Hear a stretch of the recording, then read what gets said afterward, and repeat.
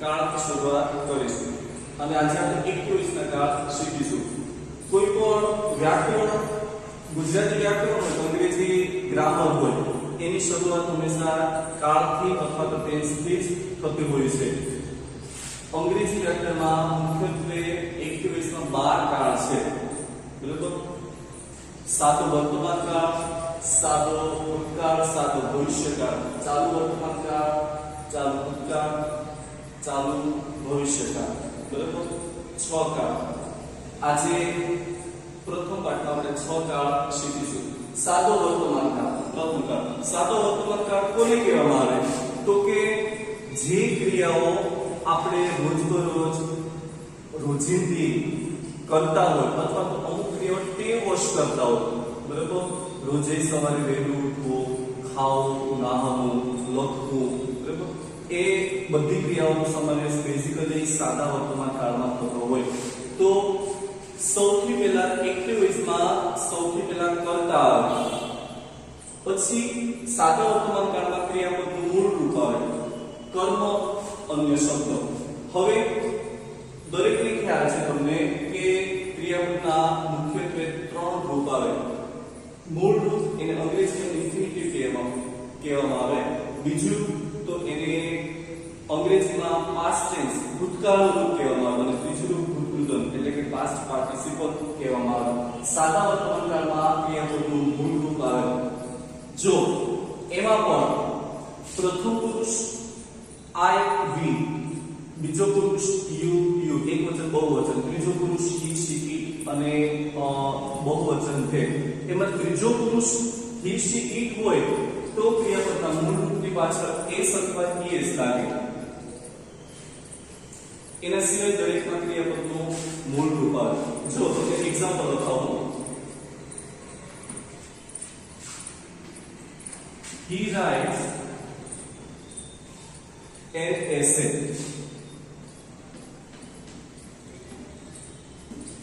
તે નિબંધ લખે છે. આમાં ત્રીજો પુરુષ છે he she it, એટલા માટે એમાં રાઈટ ની પાછળ આવ્યું s. જો અહીંયા I હોય તો એકલું રાઈટ આવે. he છે એ ત્રીજો પુરુષ એક વચન છે એટલે ક્રિયાપદની પાછળ આવ્યું s અથવા es આવે એટલે અહીંયા s આવ્યું. હવે કોઈ પણ વાક્ય હોય એટલે આપણે નકાર બનાવવા માટે નેગેટિવ અથવા તો પ્રશ્નાર્થ બનાવવા માટે ઇન્ટ્રોગેટિવ એમાં સહાયકારક ક્રિયાપદની જરૂર પડે, જેને આપણે અંગ્રેજીમાં હેલ્પિંગ વર્બ કહીએ. હેલ્પિંગ વર્બ સહાયકારક ક્રિયાપદ વગર કોઈ પણ વાક્ય હોય એને તમે નકાર બનાવી શકતા નથી. અહીંયા તમે સીધું નોટ મૂકી દો તો એ વાક્ય ખોટું પડે. બરાબર? તો અહીંયા તો સાદા વર્તમાન કાળમાં તમે જોઈ શકો કે અહીંયા કોઈ પણ પ્રકારનું હેલ્પિંગ વર્બ નથી. બરાબર? તો શું કરશો? તો અહીંયા સાદા વર્તમાન કાળમાં હેલ્પિંગ વર્બ તરીકે આપણે લેવાનું છે do અથવા તો does. બરાબર? તમે જુઓ કે do છે એ ક્રિયાપદનું મૂળ રૂપ પણ છે. do એટલે કાર્ય કરવું, એનું બીજું રૂપ થાય did અને ત્રીજું રૂપ થાય done. હવે અહીંયા આપણે આ બંને લેવાના છે. બરાબર? જો ત્રીજો પુરુષ એક વચન હોય તો એની પાછળ es લગાડવાથી does થઈ ગયું એટલે કે does આવશે એની સાથે. બાકીના પ્રથમ પુરુષ એક વચન બહુવચન, બીજો પુરુષ એક વચન બહુવચન અને ત્રીજો પુરુષ બહુવચન એમાં do આવશે. બરાબર? તો અહીંયા આનો આપણે નકાર બનાવીએ તો અહીંયા તમે જોઈ શકો કે ત્રીજો પુરુષ એક વચન છે એટલે અહીં ક્રિયાપદની પાછળ શું લાગ્યું? s લાગ્યું. બરાબર? તો અહીંયા આપણે પહેલા લખશું he, પછી સહાયકારી ક્રિયાપદ તરીકે શું આવશે? does, પછી not.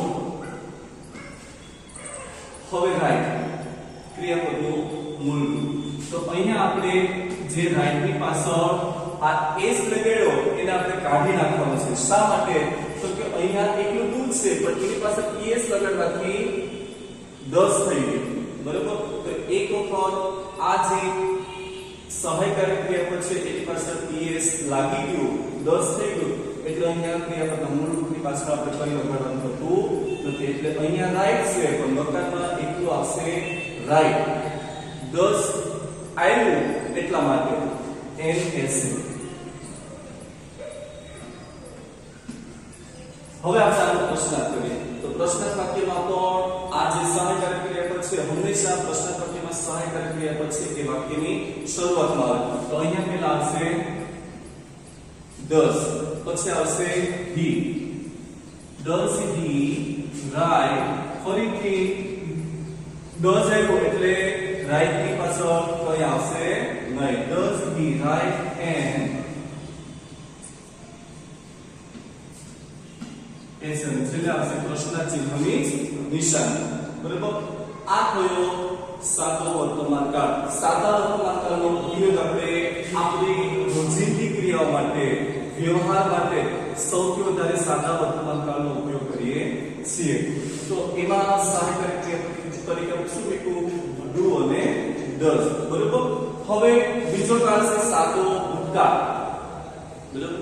ભૂતકાળ જે વીતી ગયું, થઈ ગયું એને દર્શાવવા માટે આપણે ભૂતકાળનો ઉપયોગ કરીએ. તો સાદા ભૂતકાળની વાક્ય રચનામાં તમે જો કર્તા વત્તા ક્રિયાપદનું બીજું કર્મ અન્ય શબ્દ.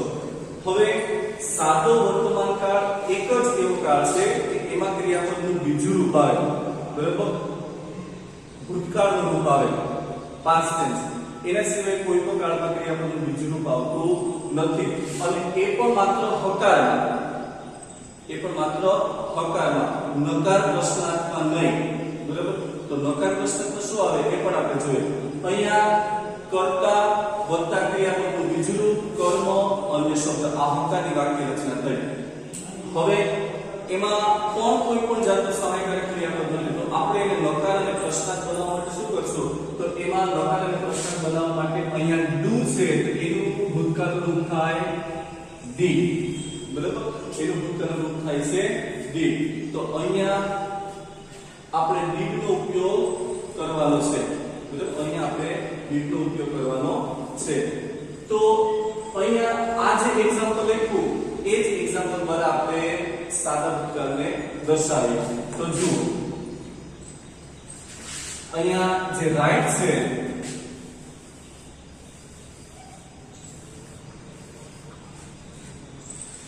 he ક્રિયાપદ બીજું રૂપ એટલે રાઈટ શું થશે? wrote. he wrote an essay. હવે એમાં આપણે નકાર બનાવવા માટે આમાં પણ કોઈ સહાયકારક ક્રિયાપદ નથી એટલે એનો આપણે નકાર બનાવવા માટે did નો ઉપયોગ કરવાનો છે. તો અહીંયા he did not. હવે did એક વખત આવ્યો તો did છે એ ક્રિયાપદ કેટલા રૂપ છે? બીજું રૂપ. બરાબર. એટલે કોઈ પણ વાક્યમાં એક સાથે બે વખત ક્રિયાપદના બીજા રૂપ ન આવે એટલે એક વખત did આવ્યો એટલે અહીંયા પાછું ફરીથી wrote આવશે. અહીંયા wrote નું શું થઈ જશે? તો કે write. ફરીથી અહીંયા પ્રશ્નાર્થ વાક્ય. તો પ્રશ્નાર્થ વાક્યમાં આ જે did છે એ ક્યાં આવશે? વાક્યની શરૂઆતમાં. did he wrote an essay. બરાબર. ફરીથી સમજાવો.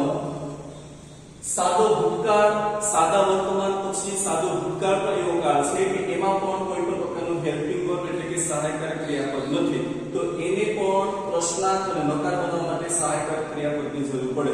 જેવી રીતના આપણે સાદા વર્તમાન કાળમાં do અને is, do અને does જે લીધું એવી રીતના do નું થઈ ગયું did. તો સાદા ભૂતકાળમાં આપણે સહાયકારક ક્રિયાપદ તરીકે લેવાનું છે did. તો અહીંયા did છે એ આવ્યો એટલે પછી નકાર અને પ્રશ્નાર્થ વાક્યમાં ફરીથી ક્રિયાપદનું બીજું રૂપ ન આવે કે did છે તે ઓલરેડી ક્રિયાપદનું બીજું રૂપ જ છે. બરાબર. એટલે અહીંયા રાઈટ wrote છે પછી આપણે નકાર અને પ્રશ્નાર્થ did લીધું એટલે પછી આવશે ક્રિયાપદનું મૂળ રૂપ. બરાબર. પછી શું આવશે? ક્રિયાપદનું મૂળ રૂપ. બરાબર. હવે પછી બીજો કાળ છે સાદો ભવિષ્યકાળ. સાદો ભવિષ્યકાળ the simple future tense. બરાબર. જે ક્રિયા હજુ થઈ જ નથી, હવે પછી થશે, બનશે એને દર્શાવવા માટે સાદા ભવિષ્યકાળનો ઉપયોગ થાય છે. સાદો ભવિષ્યકાળ કર્તા shall be ક્રિયાપદનું મૂળ રૂપ કર્મ અન્ય શબ્દો. હવે ભવિષ્યકાળ એવો કાળ છે કે એને દર્શાવવા માટે હંમેશા એક સહાયકારક ક્રિયાપદ અચૂક રીતે હોય. કેવું હોય? તો કે shall અને will. બરાબર. સાદા ભવિષ્ય હોય કે ચાલુ ભવિષ્ય હોય કોઈ પણ પ્રકારના ભવિષ્યકાળને દર્શાવવા માટે સહાયકારક ક્રિયાપદ shall be ફરજિયાત આવે છે. પછી ક્રિયાપદનું મૂળ રૂપ આવે, કર્મ આવે અને અન્ય શબ્દ આવે. હવે તમને એ પણ ખ્યાલ હોવો જોઈએ કે શેલ બી કોની સાથે આવે, બરાબર? તો કે ભાઈ જૂના ગ્રામરમાં આઈ અને વી સાથે ફરજિયાત પડે શેલ મૂકવામાં આવતું, બરાબર? પરંતુ મોડર્ન ઇંગ્લિશમાં, મોડર્ન ગ્રામરમાં તમે આઈ અને વી સાથે પણ વિલનો ઉપયોગ કરી શકો. એમ સમજો કે તમે દરેકની સાથે વિલનો ઉપયોગ કરી શકો તો વાક્ય ખોટું ન પડે. આઈ, વી, યુ, હી, શી, ઇટ અને ધે દરેકની સાથે વિલનો ઉપયોગ કરી શકો. પણ એમાં એક શરત એવી છે કે જ્યારે તમે આઈ અને વી પ્રથમ પુરુષના જે સર્વનામ હોય, બરાબર, એ વાક્યમાં જ્યારે એનું પ્રશ્નાર્થ વાક્ય બનાવો, જ્યારે એનું પ્રશ્નાર્થ વાક્ય બનાવો તો તમારે ફરજિયાતપણે એમાં શેલને આગળ મૂકવું પડે, બરાબર? શું મૂકવું પડે? એમાં તમારે પ્રશ્નાર્થ વાક્યમાં જો હોય તો એમાં તમારે શેલને મૂકવું પડે. બાકી તમે દરેકની સાથે તમે વિલનો ઉપયોગ કરી શકો, બરાબર? વિલનો ઉપયોગ કરી શકો. હવે અહીંયા આ એક્ઝામ્પલ તમને જોઈએ આપણે તો કે ભાઈ I will go to Rajkot, હું રાજકોટ જઈશ. તો એમાં આઈ ની સાથે શું આવ્યું? વિલ આવ્યું, બરાબર? હવે બધીમાં સહાયકારક ક્રિયાપદ છે જ એટલે તમારે સીધું એને પછી નોટ મૂકવાનું થશે અને એને તમે વાક્યની શરૂઆત મૂકો તો એ વાક્ય પ્રશ્નાર્થ વાક્ય બની જાય. તો અહીંયા I will go to Rajkot, તો એ તમે લખાણ બનાવો તો વિલ પછી નોટ મૂકો એટલે લખાણ થાય I will not go to Rajkot, બરાબર? હવે એનો તમે પ્રશ્નાર્થ બનાવો તો વિલ આઈ એમની તમારે શું મૂકવાનું છે? શેલ આઈ, બરાબર? કારણ કે એ પ્રથમ પુરુષ એકવચન છે. Shall I go to Rajkot, બરાબર? હવે એવી જ રીતના ત્રીજો પુરુષ એકવચન હોય તો એમાં તમારે આગળ કંઈ મૂકવાનું થતું નથી. For example he will go to Rajkot, તો કે he will not go to Rajkot અને એવા તમે પ્રશ્ન બનાવો તો એમાં will ને જ રહેવા દો. will he go to Rajkot, બરાબર? તો આવી રીતના સાદો વર્તમાનકાળ, સાદો ભૂતકાળ અને સાદો ભવિષ્યકાળ આ ત્રણ સાદા કાળ જોયા આપણે. અને સાદો વર્તમાનકાળ અને સાદો ભૂતકાળ છે બંનેમાં સહાયકારક ક્રિયાપદ નથી એટલે આપણે ડુ, ડઝ, ડીડ, નો ને આપણે લીધું. જ્યારે સાદા ભવિષ્યકાળમાં સહાયકારક ક્રિયાપદ છે, બરાબર? તો એના પછી આપણે સીધું નોટ મૂકી શકીએ, એને વાક્યની શરૂઆતમાં મૂકી શકીએ. આજે આપણે આ વિડિયોમાં શરૂઆતના સાદા વર્તમાનકાળ, સાદા ભૂતકાળ અને સાદા ભવિષ્યકાળના ત્રણ કાળનો અભ્યાસ કર્યો. હવે પછીના નેક્સ્ટ વિડિયોમાં આપણે ચાલુ કાળ, ચાલુ વર્તમાનકાળ, ચાલુ ભૂતકાળ અને ચાલુ ભવિષ્યકાળનો અભ્યાસ કરીશું.